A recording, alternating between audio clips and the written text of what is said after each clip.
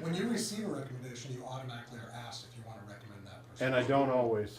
Yeah, and I usually don't ever, because then it looks like, it looks too, I've never No. recommended somebody that recommended me. Yeah. And yet I would say about half of mine are unsolicited. Yeah. Just because we worked together so closely for so long. Yeah. as Like, a that's a staff, weird thing. but- I haven't been asked yeah. for one, but but the people that I've connected with have lots of them, and I'm like, they wrote a recommendation. I Well- wonder how she did that. Did she ask him to write the recommendation, or? I wouldn't worry about it too much.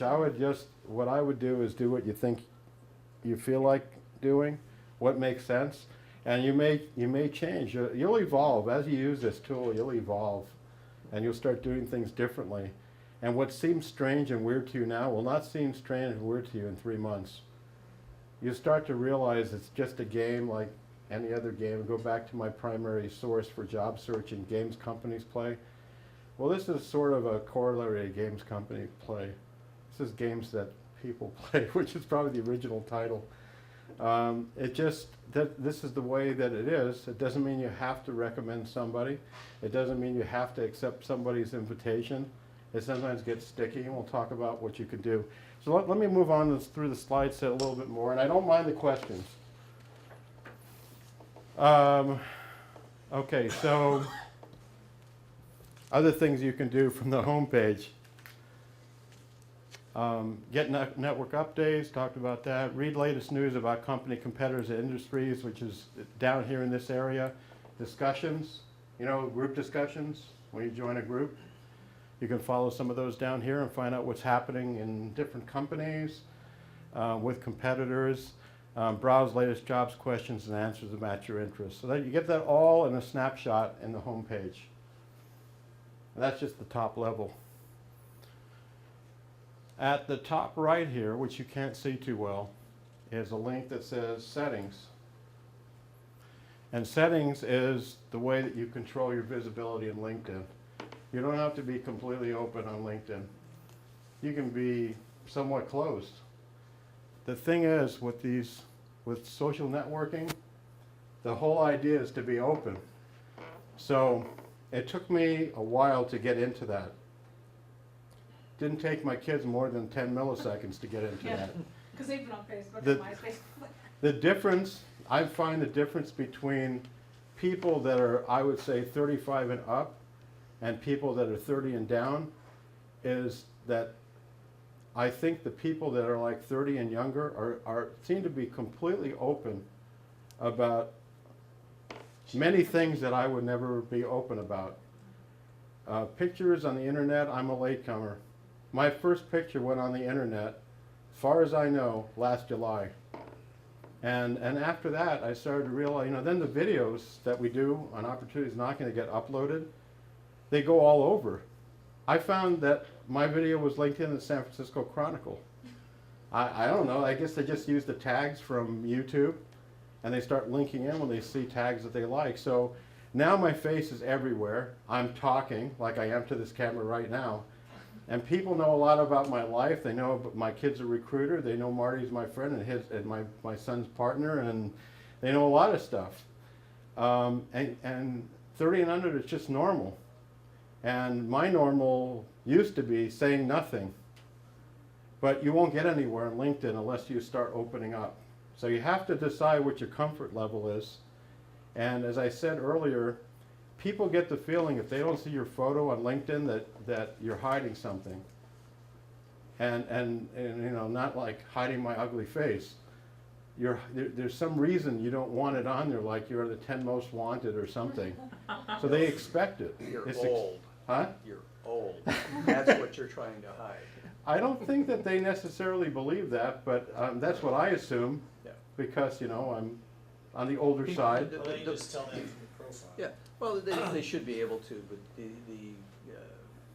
story that I got from most people saying they didn't want to put a picture up was that they didn't want an employer seeing that they were in their 50s. You know what? That's what Photoshop is for. I wanted to ask, and I know this is a simple question, but when it says like your education, I didn't want to put the dates of my colleges.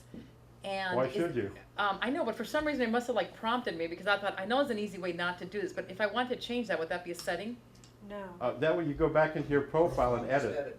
You edit your profile. I I've thought, tried I to thought, edit it, it won't Then take it out. delete what's thought- there and Yeah, then yeah. do it again. Ah, there you go. Oh, delete then the whole do? thing. It'll work. You can take everything off that you put on. Okay. It works.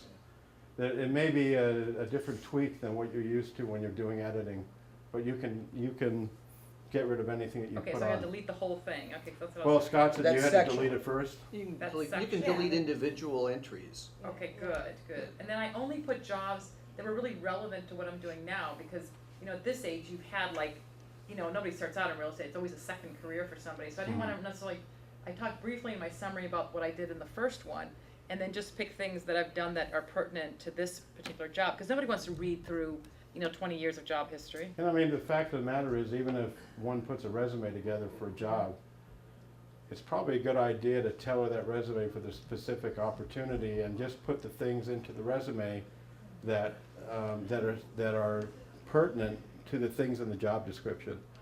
No, you know, if I used to catch fish for a living and I want to design a nuclear power plant, Right, I don't think they care I was a fisherman in Alaska. right. I mean, it might be of interest to some people, but it's sort of irrelevant for the job search, so it just takes up bandwidth. And maybe at best it's ignored, at worst, maybe they think, There's a Lonnie's kind of a valid, nut. Right, because I figured just for the last 10 years we've been doing this, and 10 years you know what you're doing. Yeah. there's a valid reason for doing it though, and that is by finding other people by where they were at the time. You can search for colleagues, and if they don't list your company, the company that they're in, or Right, they right. leave that job off, you won't find them in your colleagues. But wouldn't I already know them already? Not necessarily, or you don't remember them particularly, or their name, you lost pieces of that knowledge. And if they don't show up, they're invisible. They can't find you either necessarily. So you're talking about the companies you were with? Yeah. Like real Because early. the So you're companies saying, are hot. so you're an advocate of putting every Oh, company yeah. you were with? Yeah. I found somebody that I worked with 25 years ago because they put that company in their history. They end up having groups, like ex-strategy employees. Mhm. Yeah, the groups have belonged. Yeah, there are a lot of those, yeah. Yeah. It depends on your focus and how you want to use LinkedIn.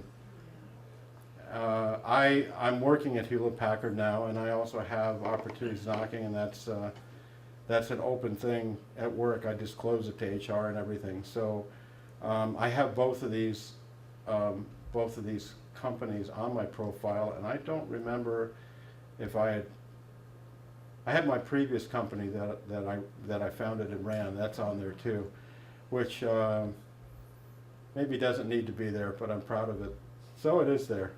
So is there a way to, I have that question, if you have two different areas of interest and say you want to be employed, two different areas, can you create two profiles or should it all just be on the one profile? I think Because- you want it on one. I don't know that you can create two profiles, I guess, but you have to use two unique names if you want to do it. Right. I would put it all on one profile, like I've done. You can have, if you have two websites, you can put two websites as well. It's for schizophrenics like me. I don't think you have to change it to names, I think you just have to have different email Yeah. addresses. And you can be a different person, Mhm. you can set up a new profile just as a different email address. And same name? Yeah. I've run into people Yeah, with you can have 3 Yahoo, accounts. and then you can have your, let's say Yeah. your work address, email address, and you have two. You can't necessarily merge them, I understand you can't merge the two contact lists and all that, so you're actually looking at yourself in two different windows. Yeah, so like you all my know. contacts for this particular. Right, so you'll, career so you is invite here. yourself, you know, with the other email address, and then maybe that's a way, you know, Oh, that's a to good idea. connect, to Connect connect, everything to together. broaden it out, yeah. Okay, let's go on to the next slide. Okay, the bottom of the page. Now, this is one of the areas that LinkedIn changed. They had a lot of valuable stuff at the bottom of the homepage previously. Now the only thing down here that interests me is they have a customer service link that has lots of answers. The other stuff at the bottom, I don't think is going to be of much use. I have to even look and see what it is, and I can't read that. But you can see the customer service is bolded down there. The other stuff that was useful is now moved up to the top of the page and that more link, like the Learning Center. The Learning Center is a great resource on LinkedIn. and they have a new link in there, which we'll talk about